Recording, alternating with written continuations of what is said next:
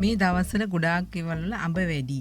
අඹ වලට කරගන්න දෙයක්වත් නැහැ. ඒක නිසා අපි අඹ ජෑම් එකක් හදමු. මොකද අඹ ජෑම් එක මාස 3කට වගේ කාලයක් අපිට මේ තියාගත්ත හැකියි. ඒතර අපිට අඹ නැති කාලෙට හරි අඹ ජෑම් එකක් කන්න පුළුවන්. කඩේ වැඩි මුදලක් දීලා ගන්න අඹ ජෑම් එක අපිට ගෙදර අඩු මුදලකින් හදා ගන්න පුළුවන්. බලමු අපි කොහොමද අඹ ජෑම් එක හදන්නේ කියලා. මෙතන තියෙනවා අඹ කපාගත් අඹ ග්‍රෑම් 600ක්. මෙතන තියෙනවා සීනි ග්‍රෑම් 500ක්. මෙතන ලෙමන් යුෂ මේස හැඳි එකක්. අපි මුලින්ම අඹ ටික බ්ලෙන්ඩ් කරගන්න ඕනේ. අපි දැන් අඹ ටික බ්ලෙන්ඩ් කරගමු. අපි දැන් අඹ ටික බ්ලෙන්ඩ් කරලා අවසానයි. අපි පෑන් එකක් ලිප තියලා අඹ ටික පෑන් එකට දාමු. අපි අඹ ටික පෑන් එකට දානවා.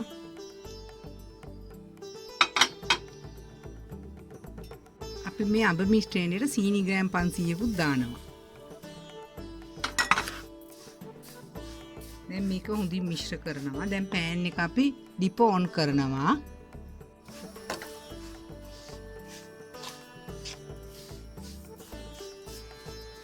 අපි ලිප සාමාන්‍ය ගින්දරටයි ඔන් කරන්නේ. සාමාන්‍ය ගින්දරේ අපි මේ අඹ එක හැඳි ගාමු.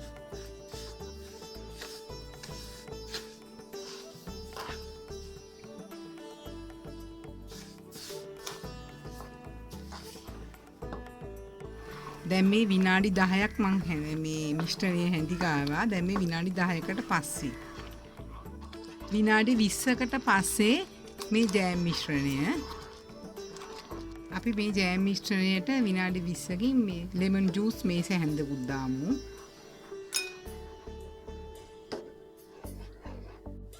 විනාඩි 25කට පස්සේ ජෑම් මිශ්‍රණය පැය භාගයකට පස්සේ මේ දිනේ ජෑම් එක මේ බලන්න වැක්කිරෙන විදිහ. නිකන් එකපාර වැක්කිරෙන්නේ නැහැ, ඝන ගතියකුත් එක්ක වැක්කිරෙන්නේ. පැය භාගයක් සාමාන්‍ය ගින්දරේ තමයි මම මේ ජෑම් එක රත් කරේ. දැන් මම මේක බෝතලේ අසුරන්නයි යන්නේ. මුලින්ම මම බෝතලේ තම්බලා ගන්නවා.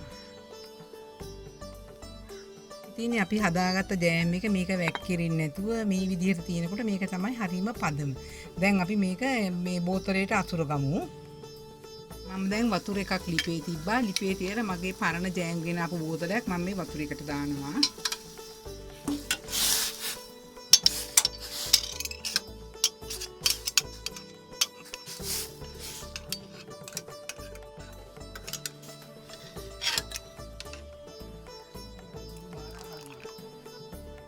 දැන් අපි බෝතලේ ගත්තා. ටිෂු එකකින් පියමු.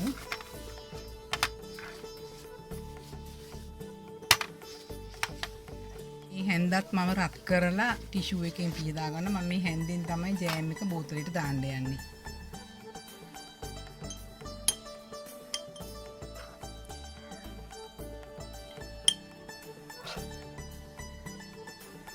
මට අඹ ග්‍රෑම් 600න් ජෑම් බෝතල් එකමාරක් විතර ආවා. මේ තියෙන්නේ මං හදාගත්ත ජෑම් බෝතල් දෙක. ඇත්තම ඉතින් මේක අපි පිළිසිදුව හදාගත්ත. ඒක වගේම බොහොම අඩු වීදමක් අපිට ගියේ. ඔයාලත් ගෙදරදී මේ වගේ ජෑම් ටිකක් හදලා බලන්න.